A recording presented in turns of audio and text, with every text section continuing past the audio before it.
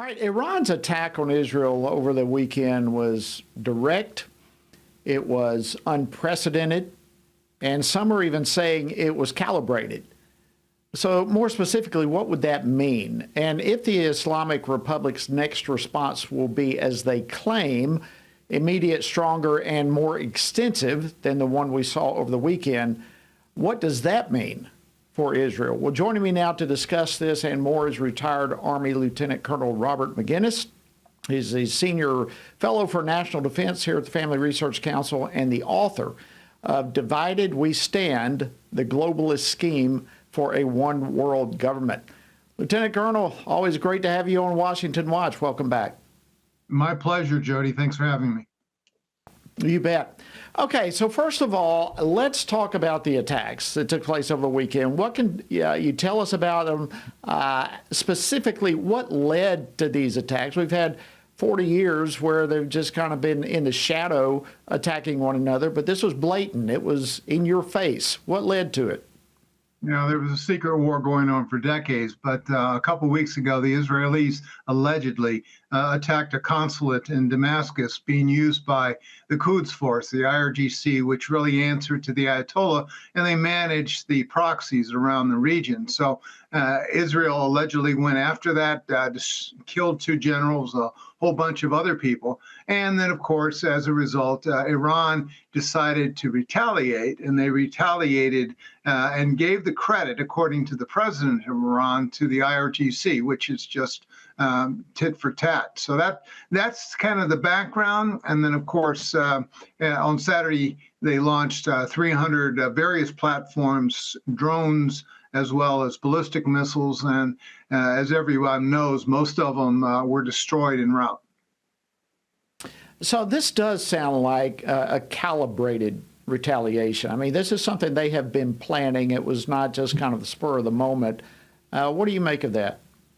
No, I think it was calibrated. It was, you know, the drones came in with the lights on, so there wasn't any secret about that. It was meant for psychological persuasion of the Israeli people, but at the same time, a very clear message, and that is that Iran, from its own territory, can reach out and touch Israel. And that, of course, is the first time we've ever seen this. And so the dynamics in the region have changed. Now, at the same time, they not only fired from Iran, but they fired from Iraq, Syria, and Yemen. And so that really made a more complex aerial battle that ensued, in spite of the fact that the Iron Dome and David Sling, as well as our own Patriots and F-15s and, USS Carney and Arleigh Burke in the Med were engaging these targets. And so that was good news because those systems work, but bad news in terms of, this has really changed the formula going forward. And in fact, I think the Iranians feel emboldened. Yeah, and that brings up a really good point. I think the Iranians do feel emboldened. Others around them perhaps do as well. But then you add to that the layer, if you will, where a White House official told Axios that President Biden told Prime Minister Netanyahu, you got to win. So take the win. You got one. And then reportedly, again, Biden told Netanyahu that the U.S. would not participate in any offensive operations against Iran. And supposedly, he said, Netanyahu understood. What do you make of all this? This seems to add yet another layer of complicated web to all of it. Well, as former Defense Secretary Gates said, Mr. Biden hasn't got anything right in, 40, 50 years in terms of geopolitics. I think this was a mistake as well. If you recall, Jody, after we killed Soleimani at the Baghdad International, the Iranians responded, but then they went into silent mode for years until Trump left. Now, you have to recognize the Iranians only understand one thing, and that is force. Netanyahu understands that, and he will retaliate. I would recommend they retaliate against IRGC, which are behind most of these. And after all, the president and the foreign minister congratulated the Quds Force. So, go after one of their bases inside Iran. they've already breached this secret war. It's out in the open. So if you don't hurt them, they'll do it again, and they'll do it again with a vengeance. Yeah, they really will. And I love what you said because it's so true. The only thing those people understand is power.